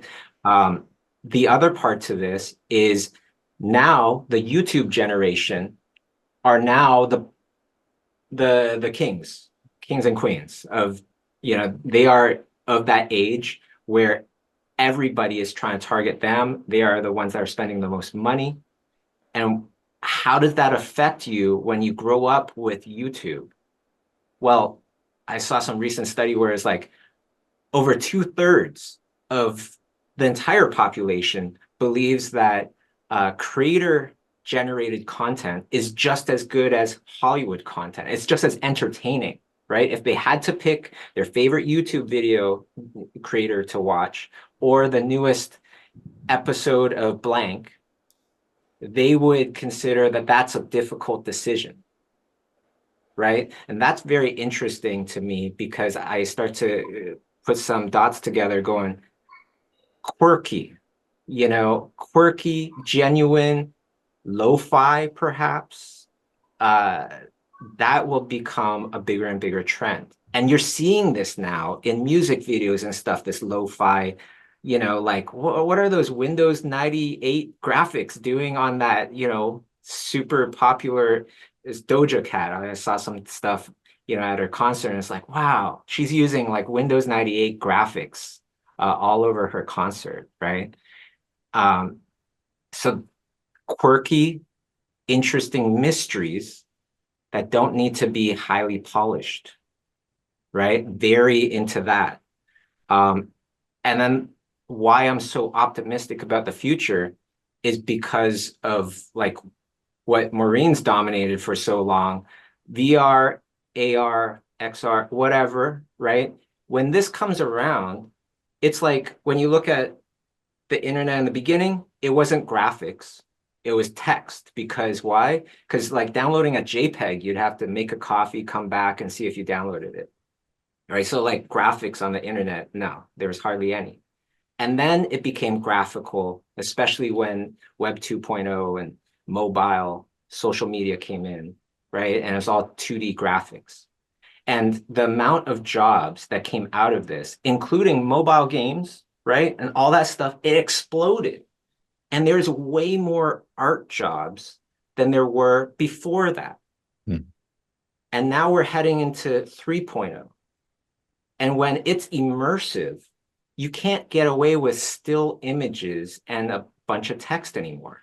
You have to create worlds. And then they come back to us and they go, can you create an awesome world for me? Because I don't know. Right. And so I believe that we're heading into a space, a time where the demand for art is going to go up like over 20-fold, right? When websites become worlds and you need your, not just a mobile version, you need your immersive version, right? So comes back to stories. Yeah, comes back to storytelling. It's all about narrative. At the end of the day, it's like it's all about the story, But that's how, as the world turns, I see a really great opportunity, right? Because it's turning in this way.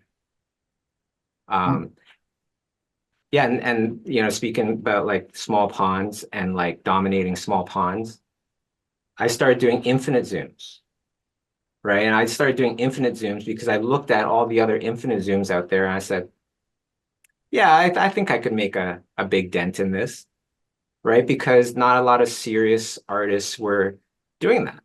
Hardly anybody was doing that in the first place. And because of that, then I saw it really working. I saw the demand, all these people contacting, and now making a business out of it. Yeah, there you go. So this has been wonderful. We went 5 minutes over. So thank you for everybody for sticking around, especially our wonderful guests of honor here. I want to thank Stephan and Phil and Maureen. Thank you guys so much for your precious time and sharing your insights and your stories and your advice. All right, so when I press end, it will end it for all of us, including us panelists. So it was so nice to see your lovely faces. Nice to see you guys. Yeah, hope to see you at Lightbox and everybody at Lightbox. All right. Yep. See you guys then. Bye, everybody. Thank you. Bye, everyone. Thanks.